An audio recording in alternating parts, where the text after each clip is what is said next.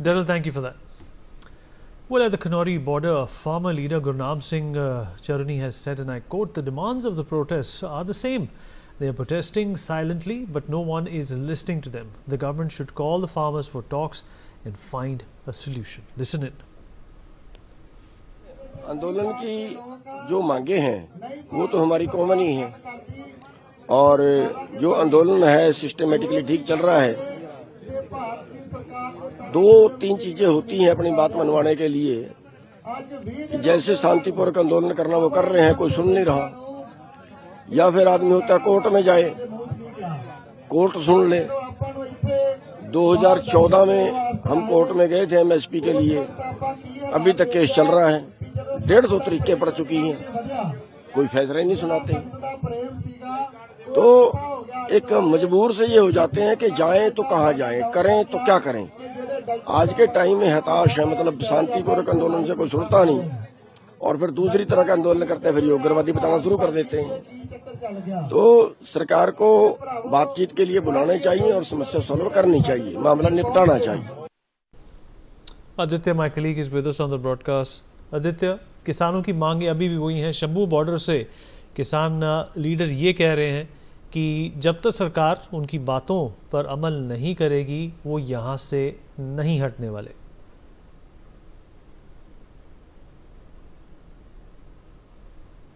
आदित्य जी आदित्य, किसानों का एक तरह से जो इस वक्त जो स्टांस है, जो स्थिति है, वो कह रहे हैं जब तक केंद्र सरकार उनकी मांगों पर अमल नहीं करेगी वो यहाँ से नहीं हिलेंगे। और ये देखते हुए कि विंटर सेशन भी चल रहा है अभी, शायद किसानों के और उनके लीडर्स के हौसले और बुलंद होंगे कि वो दिल्ली की तरफ बढ़े।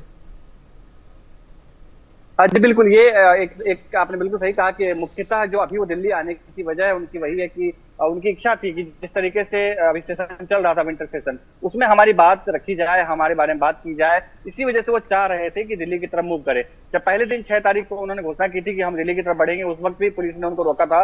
उसके बाद लगातार जो है उनको 3 बार उन्होंने प्रयास किया और कई किसान घायल भी हुए। इसी बीच में सुप्रीम कोर्ट ने भी कहा कि शांतिपूर्ण तरीके से इस बात को समझा जाना चाहिए, किसानों से बात किया जाना चाहिए। उसके बाद भी एक दिन के बाद ही किसानों ने फिर से दिल्ली कूच की घोषणा की थी। उसके बाद वहां पर भी पुलिस ने उनको रोक दिया था। लेकिन आज जो है 2 चीजें खास हुई हैं जो दर्शक समझेंगे उस चीज को, कि एक तो भारत सरकार के जो पंजाब के जो डीजीपी हैं वो उनसे मिलकर के आए हैं और उनसे बातचीत की है। उसके बाद जो सचिव स्तर के जो लोग हैं वो भी आज वहां पे गए थे। हालांकि उन्होंने किस तरीके से बात किया, क्या उन्होंने कहा, इस बारे में उन्होंने कुछ खास नहीं कहा। उन्होंने बस इतना कहा कि हम कोर्ट के कहने पे ही हम आए हैं और उनके हालचाल को पूछने के लिए हम यहाँ पे आए। लगभग 20 दिन हो चुके हैं जब खनौरी बॉर्डर पे जो डल्लेवाल है किसान नेता, वो धरना प्रदर्शन कर रहे हैं, भूख हड़ताल पे बैठे हुए हैं। वहां 1 साल से लगभग किसान जो है प्रदर्शन कर रहे हैं, लेकिन किसी तरीके से उनके ठोस जो एक बातचीत का सिलसिला होता है वो जो है दिखाई नहीं दे रहा। उसके बाद जिस तरीके से जो चढ़नी है, उन्होंने बयान में कहा है कि ये उसी तरीके का है जिस तरीके से पिछली बार दिल्ली में आंदोलन हुए थे एमएसपी को लेकर के, 3 कानून को लेकर के, उसी तरीके का आंदोलन है। और हो सकता है कि आने वाले दिनों में और भी किसान इस पूरे मसले से जुड़ेंगे और पूरे आंदोलन से फिर से जुड़ेंगे। लेकिन दिल्ली जाने की जो उनकी जिद है उसको लेकर के पंजाब सरकार और हरियाणा सरकार भी सख्त है। हालांकि पंजाब सरकार की तरफ से भी कुछ प्रयास किए गए हैं, बातचीत उनसे करने की कोशिश की गई, हालचाल पूछे गए हैं। उससे एक दिन पहले तक जो है आम आदमी पार्टी की पंजाब में सरकार उनको लेकर के बहुत आलोचना की थी सरवन सिंह पढ़ेर ने कि वो केंद्र सरकार के इशारे पे चल रही है, वो किसानों को आगे नहीं जाने दे रहे हैं। तो इस तरीके के डेवलपमेंट अभी तक जो हुए हैं। अब आगे क्या होना है, जिस तरीके से किसानों ने कहा है कि और भी लोग आएंगे, वो उसका जो एक उदाहरण है वो बीते दिनों दिख चुका है। लोगों की संख्या जो थी किसानों की वो बहुत ज्यादा थी। जो पहले के 2 बार की जो दिल्ली कूच उनका था, उससे इस बार की संख्या जो किसानों की थी वो ज्यादा थी। इस बार पुलिस भी उसी हिसाब से दमखम के साथ जो इस बार रोकने के लिए रुके हुए थे वहां पे। तो ये अभी तक के डेवलपमेंट है। अब आगे देखना यह है कि किसान नेता की तरफ से बयान आया है। सरवन सिंह पढ़ेर आज खनौरी बॉर्डर जा रहे हैं। अभी कुछ देर पहले उनकी सूचना आई थी कि वो वहां पर जाकर किसानों से बात करेंगे, ग्रामीणों से बात करेंगे।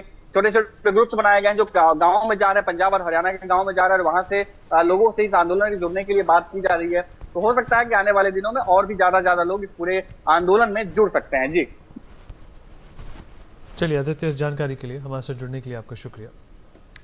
Well, amidst the prevailing tension in Uttar Pradesh's Sambhal, the district administration has carried out an anti-encroachment drive to clear public places of illegal structures. The operation was launched with an aim to address encroachments in public areas and has been implemented in Chindoli for the past 2 months. Arun Chahal, my colleague, is joining us on the broadcast to talk more about this. Arun, अगर आप मेरी आवाज़ सुन रहे हैं जी, encroachments को लेके Arun, district और state administration काफ़ी सख्ती से पेश आ रही है, इसकी क्या वजह हो सकती है? बिल्कुल। देखिए, संभल में जिस प्रकार से अभी पिछले दिनों हिंसा हुई है, हिंसा के बाद से तमाम पुलिस आरोपियों पर कार्रवाई कर रही है और कल एक दीपा सराय मोहल्ला है, यहाँ पर पुलिस बिजली चेकिंग अभियान के दौरान गई थी, तो यहाँ पर अवैध अतिक्रमण भी पाया पुलिस ने और वहाँ पर जो बिजली चोरी हो रही थी वो भी प्रशासन ने वहाँ पर पकड़ी। इस दौरान वहाँ पर एक मंदिर भी प्रशासन के द्वारा कल खोजा गया जो 1978 से बंद पड़ा था, यानी कि 46 साल के बाद भगवान शिव और हनुमान जी का जो मंदिर है वो वहां पर पाया गया। तो कल प्रशासन के द्वारा उस मंदिर को खोला गया, आज विधि विधान के साथ वहां पर पूजा अर्चना की गई है और लगातार उस एरिया में जब डीएम और एसपी ने वहां पर फ्लैग मार्च किया तो वहां पर उन्होंने पाया कि चारों तरफ अवैध रूप से अतिक्रमण किया गया है और मंदिर को भी चारों तरफ से घेर रखा था। तो आज प्रशासन के द्वारा लगातार सुबह से ही जो अवैध अतिक्रमण है शहर में उसको हटाया जा रहा बुलडोजर के द्वारा और लगातार जो कार्रवाई है वो की जाए। चलिए, इस जानकारी के लिए, हमारे से जुड़ने के लिए आपका शुक्रिया। We take a short break on that note, be right back.